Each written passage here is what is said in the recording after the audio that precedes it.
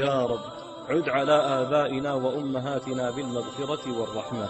اللهم اغفر لهم، اللهم ارحمهم، اللهم تجاوز عنهم، اللهم أكرم نزلهم، اللهم وسع مدخلهم، اللهم حسن خواتيمهم، اللهم اشف مريضهم، اللهم عاف مبتلاهم، اللهم أصح مريضهم، اللهم متعنا بحياتهم، اللهم أسعدنا بدعوتهم، اللهم استعملنا في خدمتهم، اللهم استعملنا في خدمتهم، اللهم وارزقنا البر بهم يا رب العالمين.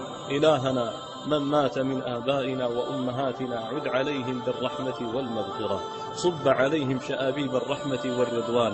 اللهم يا الله يا الله، كانوا أبر الناس بنا فكن أبر الأبرين بهم، اللهم كانوا أرحم الراحمين بنا فكن أرحم الراحمين بهم يا أرحم الراحمين. يا الله صلهم في قبورهم بالنور والسرور والروضة والسعة والحبور. اللهم بلغهم صلاتنا ودعاءنا، اللهم انفعهم بدعائنا وصلاتنا، اللهم انفعهم بشفاعتنا يا رب العالمين. إلهنا واغفر لنا وارحمنا إذا صرنا إلى ما صاروا إليه.